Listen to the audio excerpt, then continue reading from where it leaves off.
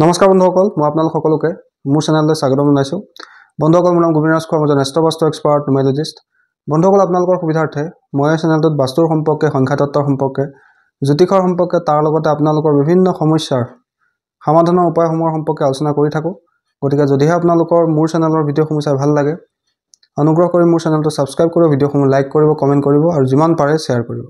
বন্ধুসকল, প্ৰত্যেকগৰাকী মাক দেউতাকে বিচাৰে যে তেওঁলোকৰ সন্তানে শিক্ষা দীক্ষাৰ ক্ষেত্ৰত আগুৱাই যাওক, শিক্ষাত তেওঁলোকে উন্নতি লাভ কৰক, পৰীক্ষাত তেওঁলোকে ভাল মাৰ্কছ লাভ কৰক। কিন্তু সেইটো সকলোৰে ক্ষেত্ৰত সম্ভৱ নহয়। বিভিন্ন কাৰণবশতঃ কিছুমান ল'ৰা ছোৱালী শিক্ষা দীক্ষাৰ ক্ষেত্ৰত অলপ দুৰ্বল হোৱা দেখিবলৈ পোৱা যায়। কাৰোবাৰ স্মৃতিশক্তি দুৰ্বল থাকে বা কাৰোবাৰ বহুত পঢ়িলেও, বহুত পৰিশ্ৰম কৰিলেও পৰীক্ষাৰ সময়ত গৈ পেলাই তেওঁলোক নাৰ্ভাছ হৈ যায়, বা বহুতৰে বুদ্ধিৰ IQ লেভেল কম থাকে। অৰ্থাৎ তেওঁলোকৰ শিক্ষাৰ লগত জড়িত নানান সমস্যা থাকে। কাৰোবাৰ পঢ়া শুনাৰ ক্ষেত্ৰত মনোযোগ নবহাৰ দৰে সমস্যা হয়, কাৰোবাৰ পঢ়িবলৈ কৈ থাকিলেও নপঢ়ে, কোনোবাই ভালকৈ পঢ়িলেও কথাবিলাক ভালকৈ মনত নৰয়, আনহাতে কাৰোবাৰ ভালকৈ পঢ়া শুনা কৰাৰ পিছতো পৰীক্ষা হলত গৈ যিখিনি পঢ়ি গৈছিলে সেইখিনি পাহৰি থাকে, নাৰ্ভাছ হৈ যায়, ভালকৈ লিখিব নোৱাৰে। তেওঁলোকে যিখিনি পঢ়ি যায় তেনেধৰণৰ কুৱেশ্যন তেওঁলোকৰ এক্সামত নাহে। তেনেধৰণৰ সমস্যা প্ৰায় ষ্টুডেণ্টসকলে ভোগ কৰি থাকে। বন্ধুসকল, শিক্ষা দীক্ষাত উন্নতিৰ কাৰণে পোনপ্ৰথমে আমি আমাৰ সন্তানৰ পঢ়ি থকা দিশটোৰ ফালেও মন কৰা উচিত। কিয়নো বন্ধুসকল, যিটো স্থানত আমি পঢ়িম সেই স্থানটো পজিটিভ হোৱাটো অত্যন্ত জৰুৰী। বাস্তুত তেনে পজিটিভ দিশ তিনিটা আছে। এটা হৈছে উত্তৰ পূব, এটা হৈছে পূব আৰু এটা হৈছে উত্তৰ দিশ। এই তিনিটা দিশতে বিশেষকৈ ল'ৰা ছোৱালীয়ে পঢ়া শুনা কৰিব লাগে। তাৰোপৰি আৰু এটা দিশ আছে যাক কোৱা হয় ৱেষ্ট অফ চাউথ ৱেষ্ট। দক্ষিণ পশ্চিম আৰু পশ্চিমৰ মাজত এই দিশটো পোৱা যায়। তাতো আপোনালোকৰ ল'ৰা ছোৱালীয়ে পঢ়া শুনা কৰিব পাৰে। কিন্তু পঢ়া শুনা কৰোঁতে সদায় নিজৰ মুখখন উত্তৰ দিশলৈ বা পূব দিশলৈ মুখ কৰি পঢ়া শুনা কৰিব লাগে। বন্ধুসকল, তাৰোপৰি বহুতৰে গ্ৰহ দোষৰ কাৰণে পঢ়া শুনাত মনোযোগ দিব নোৱাৰে। পঢ়া শুনাত উন্নতিৰ কাৰণে তিনিটা গ্ৰহ অত্যন্ত বেছিকৈ প্ৰভাৱ দেখিবলৈ পোৱা যায়। সেই তিনিটা গ্ৰহ হৈছে চন্দ্ৰমা, বুধ আৰু বৃহস্পতি। বন্ধুসকল, চন্দ্ৰমাক কোৱা হয় মনৰ কাৰক, মেমৰিৰ কাৰক।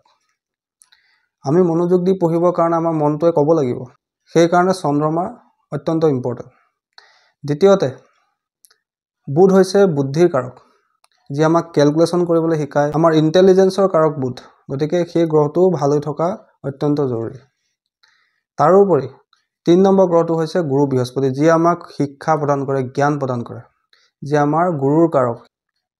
গতিকে এই তিনিটা গ্ৰহৰ যদি কিবা কাৰণে জন্মকুষ্ঠিত দোষ থাকে বা বেয়া গ্ৰহৰ দশা চলি থাকে, তেতিয়াও কিন্তু শিক্ষা দীক্ষাৰ ক্ষেত্ৰত সমস্যা হোৱা দেখিবলৈ পোৱা যায়।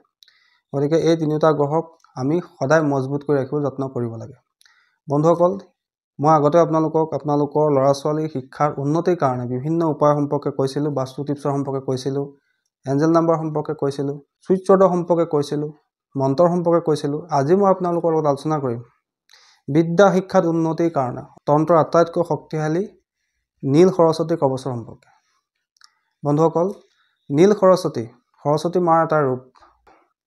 এই নীল সৰস্বতী কৱচ যিসকল ল'ৰা ছোৱালী শিক্ষা দীক্ষাত মনোযোগ দিব নোখোজে, যিসকল ল'ৰা ছোৱালী শিক্ষাত উন্নতি হোৱাটো বিচাৰে, যিসকল ল'ৰা ছোৱালী ভালকৈ পঢ়িলেও কথাবোৰ মনত নৰয়, যিসকলে শিক্ষা দীক্ষাৰ ক্ষেত্ৰত আগুৱাই যাব বিচাৰিছে কিন্তু তেওঁলোকৰ হয়তো কেতিয়াবা স্বাস্থ্যৰ সমস্যা দেখা দিয়ে, কেতিয়াবা তেওঁলোকৰ চকুত চশমা ল'ব লগা হয়, কেতিয়াবা তেওঁলোকৰ মূৰটো বিষায়, পঢ়িবৰ সময়ত নানান তেওঁলোকৰ সমস্যা হয়, শিক্ষাৰ ক্ষেত্ৰত বাধাৰ সৃষ্টি হয়, পৰীক্ষাৰ দুদিনৰ আগত তেওঁলোক বেমাৰত পৰি যায়, পৰীক্ষা হলত গৈ তেওঁলোক নাৰ্ভাছ হৈ যায়।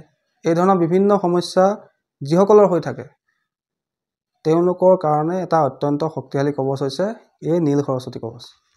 এই সৰস্বতী কৱচে আমাৰ মনত পঢ়া শুনাৰ প্ৰতি একাগ্ৰতা বৃদ্ধি কৰাত সহায় কৰে, আমাক ফ'কাছ দি পঢ়া শুনা কৰাত সহায় কৰে। তাৰ লগতে আমাৰ শিক্ষাৰ ক্ষেত্ৰত যদি কিবা বাধা বিঘিনি আছে সেইখিনি দূৰ কৰাত সহায় কৰে, মা সৰস্বতী কৃপা লাভ কৰাত সহায় কৰে।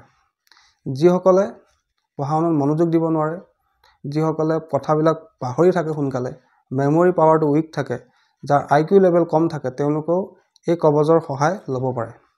আৰু এইটো এটা অত্যন্ত পৰীক্ষিত আৰু অত্যন্ত শক্তিশালী বিদ্যা শিক্ষাত উন্নতিৰ তান্ত্ৰিক কৱচ। কিন্তু মই মোৰ বহু ক্লাইণ্টক এই সৰস্বতী কৱচভাগ দিছোঁ, তেওঁলোকে তাৰ পৰা যথেষ্ট ভাল ফল লাভ কৰিছে। এই কৱচভাগে আপোনালোকক যিকোনো এক্সামত ছাকচেছ লাভ কৰাটো সহায় কৰে।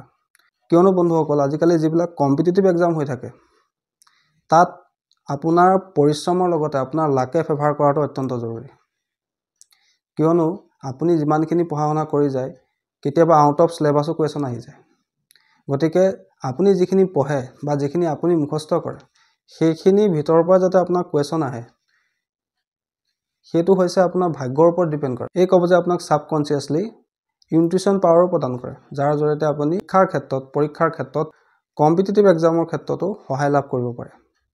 বন্ধুসকল, যিসকল ল'ৰা ছোৱালীয়ে শিক্ষাত মনোযোগ নিদিয়ে, পঢ়া শুনা কৰিব ক'লে খং কৰে, ভালকৈ পঢ়িলেও একো কথা মনত নৰয়, পৰীক্ষা হলত গৈ যিটো কুৱেশ্যন তেওঁ জানে নাৰ্ভাছ হয় সেই কুৱেশ্যনটো এৰি থৈ আহে, যিসকলৰ IQ লেভেলটো কম, যিসকলে বহু চেষ্টা কৰিও শিক্ষা দীক্ষাৰ ক্ষেত্ৰত উন্নতি লাভ কৰিব পৰা নাই, একেটা ক্লাছতে দুবাৰ তিনিবাৰকৈ ফেইল কৰিব লগা হৈছে, সেইসকল ষ্টুডেণ্টে বা শিক্ষাৰ্থীয়ে এই কবচভাগৰ সহায় ল'ব পাৰে।